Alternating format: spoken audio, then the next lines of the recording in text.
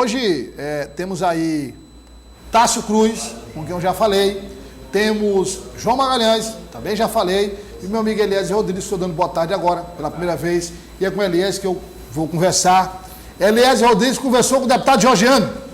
Bom, na verdade, Douglas, nós fizemos aí apurações, buscamos as nossas fontes. Sobre a eleição na Assembleia. Exatamente. E, assim, há um clima bastante avançado, pelo menos de confiança em torno do nome da eleição de Severo Eulálio do MDB. Lembrar que o deputado Georgiano tem a alma no PSD, mas formalmente é filiado ao MDB e nessa disputa pela presidência da casa apoia o seu correligionário, o deputado Severo Eulálio. Então, não há muito acordo no sentido de abrir mão dessa alternativa. O MDB trabalha e trabalha firme, assim como trabalha o PT, para conquistar o comando da casa. Nós estamos falando do poder legislativo estadual, uma autarquia realmente de alto escalão, com um grande orçamento que chama muita atenção da classe política. E, somado às firmes declarações de Georgiano Neto em favor da eleição de Severo Eulálio, hoje nós tivemos no Tribunal de Contas do Estado a eleição de Kennedy Barros para o comando da casa. Aí, aliás, aquele rodízio, né, natural Não aconteceu. Do vice se tornar o presidente. Não aconteceu. Não, o vice atual é o conselheiro Kleber Eulálio, pai de Severo Eulálio. Historicamente, se mantivesse a tradição, o vice se tornaria o presidente, de fato, estava encaminhado para isso. Mas aí consensuaram o nome de Kennedy Barros para a presidência do Tribunal de Contas e, ao comentar o assunto, o conselheiro Kleber Eulálio foi sincero, bastante aberto. Abri mão, disse ele, né, entre aspas, abri mão em favor da eleição de Severo Eulálio no parlamento estadual. Ele disse também que não cairia bem pai e filho comandando dois poderes assim. Quer dizer, ele já deu como certa a vitória do filho. Não é? Quer dizer, ele seria normalmente, né, pelo rodízio natural, que sempre foi respeitado no Tribunal de Contas do Estado, sim, ele seria o presidente. Aí, no caso de vitória de Severo Eulálio, quer dizer, como é que pode? Realmente não seria ele presidente do tribunal e Severo Eulálio presidente da Assembleia Legislativa. Quer dizer, mas tem que estar muito confiante para abrir mão da eleição assim. É verdade. Eu estava vendo as contas aqui, viu, Tassi e Eliezer, que é o seguinte, é muito difícil realmente, primeiro é muito difícil ter consenso. Tudo pode acontecer na política, mas tudo se encaminha para não haver consenso. Não havendo consenso, tem um outro ponto também que eu discuti com o João, que eu acho que vocês devem concordar também, que dificilmente também a oposição vai votar em bloco. Ou seja, os 8 vão votar em um único candidato. Não é? Porque se a gente considerar aí Aldo Gil e o doutor Tales, são amigos, conterrâneos de Severo Eulálio. Não é? Então, o que se sabe nos bastidores que votarão em Severo Eulálio. Não é? Até pela afinidade geográfica, digamos assim. Então, daí os 9 do MDB com mais 2, doutor Tales e Aldo Gil, 11. Gracinha Moraes Souza não vota no candidato do PT. Aí já está empatado 12. Entendeu? Quer dizer, não vai ser, realmente a parada não vai ser fácil, não. Dificilmente Mardem Menezes também vai. Mardem Menezes, Gustavo Neiva. Então imagina aí. Parada não é fácil, não é um negócio fácil de jeito nenhum. Placar apertado, viu? E aí está todo mundo aguardando a versão 2023 dos pulinhos do deputado João Matos. Tá todo mundo aguardando aí. Se viralizou naquela época, mas nem agora. Nesse período agora é que vai estourar mesmo, né?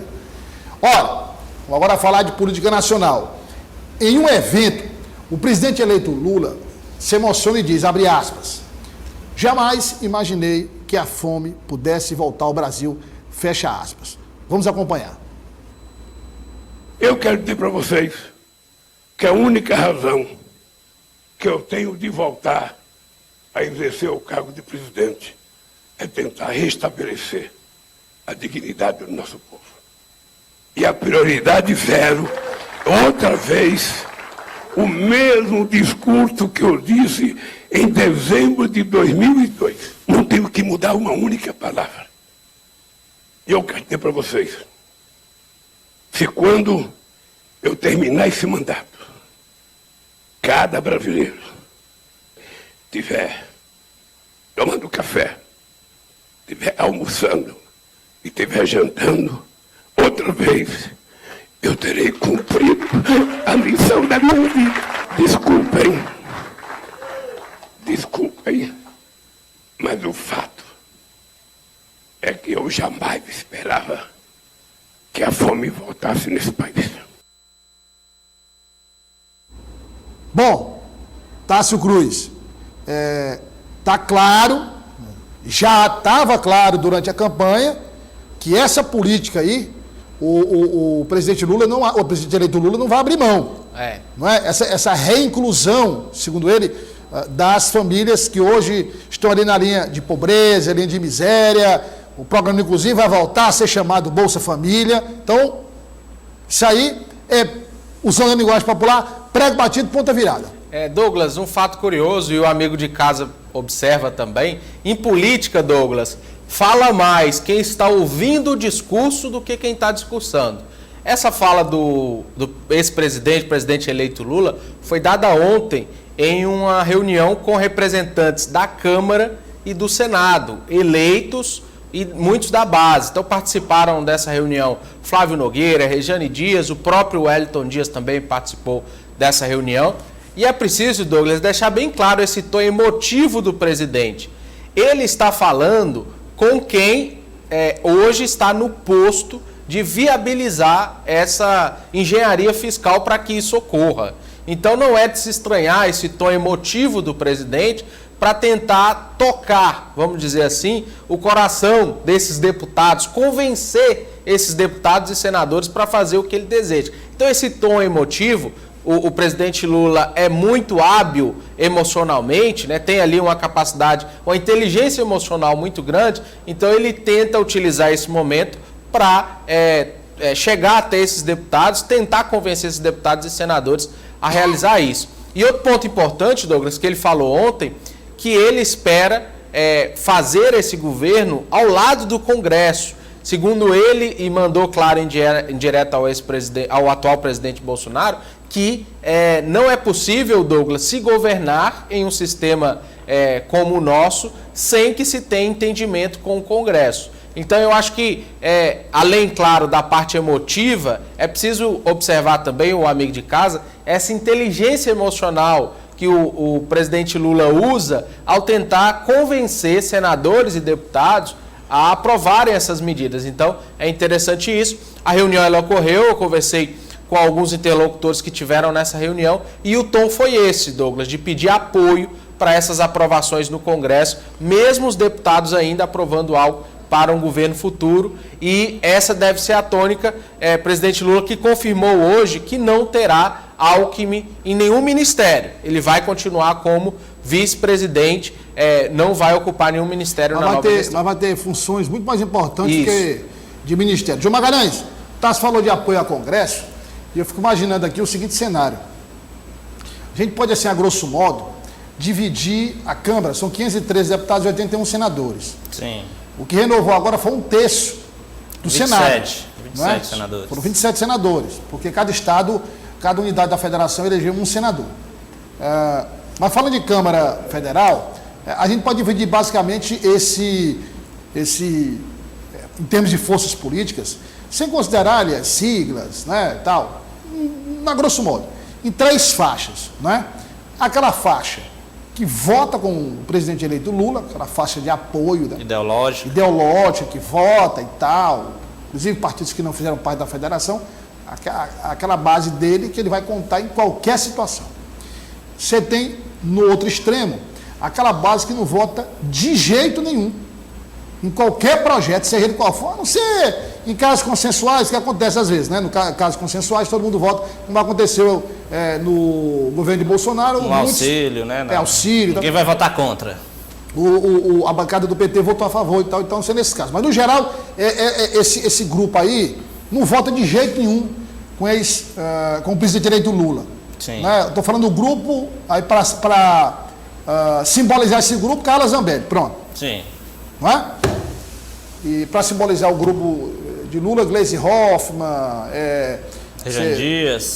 Rejane Dias, né? Você tem ali também o senador Randolfo Rodrigues, que é da Rede, Sim. Marina Silva e tal. Bom, e tem um grupo do meio ali, incluindo parte mais à esquerda e parte mais à direita, e aqueles que se declaram totalmente de centro, que, dependendo das ações do presidente, ele pode trazer para o lado dele, ou pode contar eventualmente algumas votações, né? É quem divide a parada, né, Douglas? Esse conjunto de deputados que compõem partidos, que ficam ali mantendo um diálogo com o governo federal, independentemente de quem esteja sentado na principal cadeira do Palácio do Planalto, é o grupo que normalmente decide para onde vai caminhar a pauta do Congresso. Não é à toa que é esse grupo que já se dá como certo, o grupo que vai eleger o presidente da Câmara e também o presidente do Senado, porque é um grupo que tem como principal característica essa capacidade de diálogo com o governo federal e, em troca, obviamente, abastecer suas bases eleitorais, seus colégios eleitorais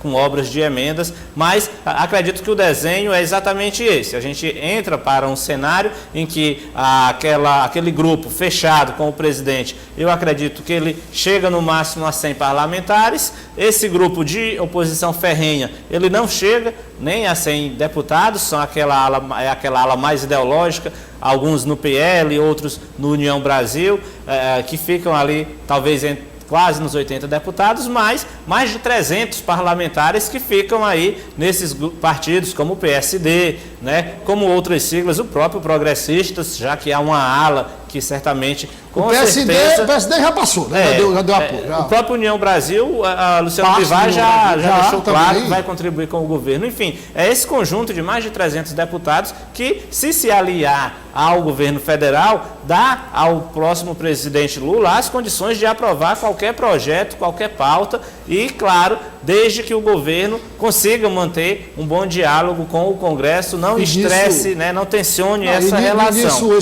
O presidente eleito é exatamente especialista. O discurso que ele fez ontem pontua exatamente isso. Você vê que houve reflexos negativos no mercado, mas para os parlamentares, o que eles estão interessados nesse começo de governo, aqueles parlamentares que não tiveram ao lado de Lula, eles também não vão querer integrar o governo federal. Mas é o seguinte, esse mercado que se fala, o presidente está pouco se importando, o presidente está se importando nesse momento com o mercado. Ele sabe que lá na frente outras sinalizações acalmam o mercado. Nesse momento o objetivo dele, como disse o João mesmo, dar um recado ali para a bancada da Câmara e do Senado. Eu diria que o presidente Lula, o próximo presidente Lula, ele chega na cadeira principal do Palácio do Planalto nessa faixa de 50% a 60% de popularidade, que é o seu eleitorado, mais aquela faixa de eleitorado que diz, não, ele ganhou a eleição, então vamos dar um tempo para ele governar. Se ele conseguir aprovar essas medidas de cunho social e de cunho econômico, que de certa forma faz os recursos, né, girar, a economia girar, combater um pouco ali a inflação e principalmente irrigar esses projetos sociais, ele, se tiver um bom relacionamento com o Congresso e tiver uma agenda positiva nos primeiros 6 meses do governo, ele chega no final do primeiro semestre na casa de 70% de aprovação ou mais. E aí, chegando nesse patamar, é não perder apoio, porque aí você consegue governar com certa tranquilidade, com certa estabilidade, e Lula, é bom lembrar, é bem experiente nisso. E o presidente é consciente disso, tanto que já buscou diálogo com o presidente da Câmara, o presidente do TSE, Supremo Tribunal Federal, os representantes dos poderes que estavam aí em clima de instabilidade. Ele já entra para pacificar, reconhecendo esses objetivos aqui que o João explanou. Esses objetivos que o João explanou, que aliás acabou de tocar, tem que lembrar também que quando você começa a fazer a medição de popularidade, e essa medição ela mostra um aumento de popularidade do presidente, você nota que a classe política se abre mais para passar para o outro lado. Também não é? Vamos lá, vamos colocar essa imagem aí, que eu queria que o Tássio comentasse essa imagem aí. O Tássio agora vai dizer... Chamou atenção, Douglas. Hein? Chamou atenção mais quase do que a reunião. Pois é, vamos lá. Chamou atenção, cadê a imagem? As meias, Rafael, as meias, vamos lá. Rapaz, que meia. Essa do vice-presidente eleito Alckmin. Lembrei do deputado Henrique Pires. O deputado Henrique Pires, as meias do deputado Henrique Pires, comparadas com as meias de Alckmin, são tons pastéis, são tons claros. Pelo amor de Deus, Tássio. Bolinhas brancas, né? Alckmin, como você disse, Douglas, não vai ocupar ministério, mas segundo fontes de bastidor, deve ocupar um espaço grande no governo que já disse o Lula que não vai buscar a reeleição, então o Alckmin já começa a sua campanha para tentar se viabilizar para 2026, né? Tem um comentário interessante, de que nos bastidores Alckmin disse que não quer ministério porque quer ser um copiloto. A mesma função que ele ocupou quando foi vice de Mário Covas, e todo mundo sabe que depois de Mário Covas foi ele quem ficou governando o estado de São Paulo. Então a estratégia dele parece bem montada. São dois homens. Esse degrau ele já conhece. Ele e Lula experientíssimos. A minha aqui é bonita, e talvez esteja aí. Talvez Lula esteja projetando, tipo, por que não uma pessoa fora do PT? É um caminho, né? Agora eu queria dizer o seguinte, eu sei que a moda, para encerrar, a moda hoje, quer dizer, antigamente você tinha que ter, por exemplo, tinha que combinar a meia com a calça e com o sapato. Não é? No máximo ali a diferença é muito suave de tom. Isso. Eu sei que hoje não existe mais isso, né? Hoje está liberado. Mas também não precisa exagerar, vice-presidente. Vamos lá, vamos ter cuidado. A dona Lu, que é a esposa do Geraldo Alckmin, dona Lu, tenha cuidado aí com as mesas do vice-presidente. A mandar dar tchau aqui, viu? Bom Enem, viu, Rafael? Um abraço a todos. Tássio Cruz, obrigado. Boa prova a todos também. Eliezer. E tem um dia rural, coloca só aí o dia rural aí, porque senão aí ainda me mata. Ela rouba uma praga lá de onde ela está para mim. O dia rural amanhã, 8 da manhã, com reprise no domingo, às 8 da manhã. E na segunda-feira, as primeiras notícias do dia no Comando Geral. Com Eliezer Rodrigues, coloca aí o Comando Geral, papoca na tela aí. Segunda-feira. Segunda-feira, 6 da manhã. Na rádio, 7, também na Aldia TV, sempre imperdível. Acompanhe toda a programação da Aldia TV nesse final de semana, né? Portal Dia, tem o Jornal Dia, Rádio Dia, todo o sistema Dia de comunicação. E a gente volta, se Deus quiser, na segunda-feira, 1 hora após a Rota do Dia. Bom final de semana, até segunda.